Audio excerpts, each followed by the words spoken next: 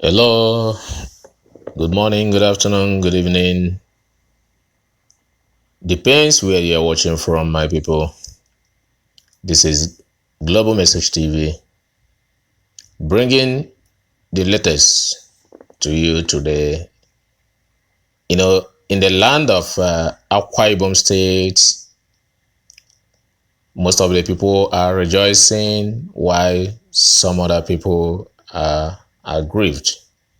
But I think from what I'm seeing on the social media, the majority of the people are really rejoicing, so excited on the judgment of the tribunal today. So it's just that the tribunal today dismisses, Nsima Ekere's petition for wanting in merit. So the news has it that today, September 19, 2019, the Governorship Election Petition Tribunal sitting in Uyo, the Akwa Ibom State Capital, affirmed the victory of His Excellency, Mr. Udom Emmanuel, and the People's Democratic Party at the March 9, 2019 general election. Yeah, this election, as we have it, the petitioner, Obong Nsima Ekere, and All Progressive Congress had on the May 29th, 2019 filed a petition challenging the results of March 9 election that saw the re-election of His Excellency Mr. Udom Emmanuel as the governor of Akwa Ibom State. So the petitioners approached the tribunal after several amendments on two grounds. Look at the two grounds they challenged this winning or victory of Emmanuel, His Excellency Emmanuel Udom. Okay, number one is they said that the election was invalid by reason of non-compliance with the provision of Electoral Act 2015. And the two is that the first respondent, Mr. Udom Emmanuel, was not duly elected by the majority of lawful votes cast at the election. So these are the two grounds they really petitioned against or challenged this victory of Emmanuel Udom, the governor of Akwa Ibom State. So, but they make some prayers, to the courts. So one of them, I'm not going to say the whole prayers, but one of the prayers they made is that it may be determined and declared that the first respondent, that's Mr. Udom Emmanuel, did not secure and could not have secured the majority of lawful votes cast at the election. This is their number one prayer, and that's what they wanted the court to do, the tribunal to do for them. So another prayer they want, they prayed to the tribunal is also that it may be determined and declared that the election was void and invalid due to non-compliance with the provision of the Electoral Act 2019. They have a third prayer, which was that it may be determined and declared that the election being invalid by the reason of non-compliance was null and void. So the fourth prayer is that it may be determined and ordered a fresh election for the office of the governor in Akwa Ibom State, except in Etim Obo and Acien Udin, where elections were held in substantial compliance with the Electoral Act of 2015. So these were their prayers, you know. But on this their appearance, the tribunal, reading over 590 pages judgment, the tribunal first noted that the petitioner failed to call witnesses in 8 local government areas out of the 21 local government areas where they claimed to have won the elections, you know. So since they could not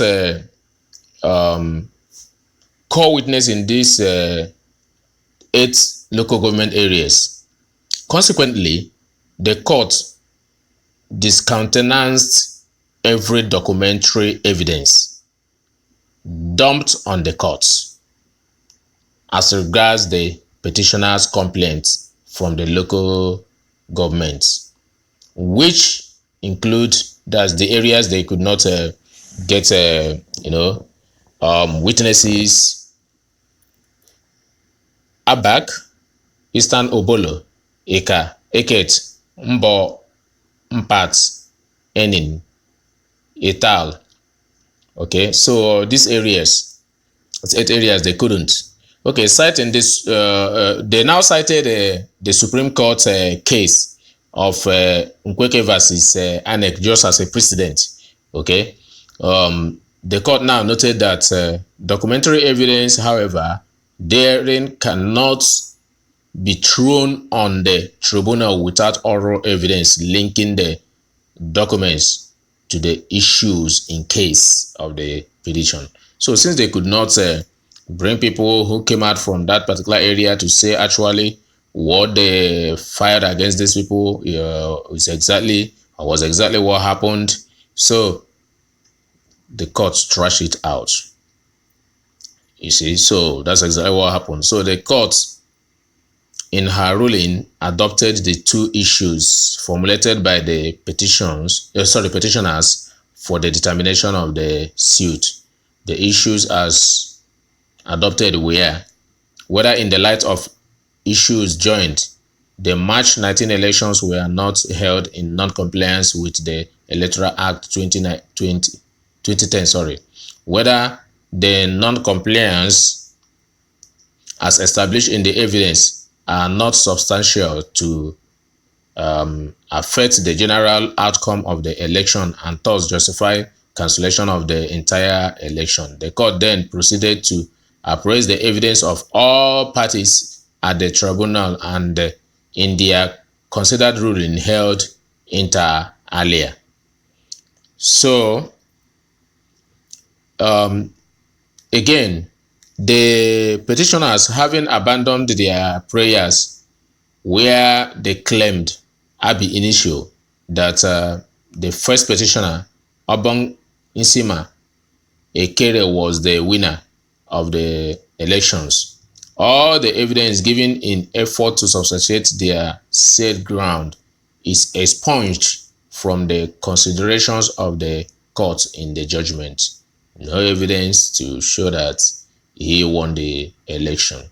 That the petitioners, having abandoned their prayers, hinged on the ground that there were corrupt practices in the conduct of the elections. All the evidence given in effort to substantiate their said ground was also expunged from the consideration of the court in the judgment. They couldn't even establish their fact, no evidence. So that's exactly what they are saying. So the petitioners failed to follow the laid-down rules in front-loading and listening all documents they sought to reply on each proof of petition. Consequently, the effort and the attempt by the petitioner to sanguish in documents not pleaded nor listed by the petitioners is condemnable. The court equally noted that the documents were not linked to any part of the petitions and that most of them were mere photocopies of public documents and not the required certified true copies of the documents. So these were some of the reasons they were knocked off and dismissed. They don't have evidence. They didn't get true, original copy certified, but instead photocopies of a lot of documents they went anywhere to get. That's what the court said. For this reason, no. Okay. There are a lot of reasons the election was nullified. That the onus is on the petitioner who alleged irregularities and non-compliance with the provision of Electoral Act 2010 to prove same. So you have to prove whatever you claim that this person did not do well or you do well. So, but from what we have, they said that the petitioner failed woefully in the discharge of such a burden. They couldn't prove what they claimed or what they alleged these people on. So this is exactly what happened. So finally, the petitioner seems to have made several allegations of criminal nature in their petition. The law is that in such case the allegation must be proven beyond reasonable doubt, but they couldn't. From what we have here is it says that the petitioner in this case could not prove anything. The doubts in their allegations still dangling. We resolve those cases in favor of the respondent. So the respondent now won.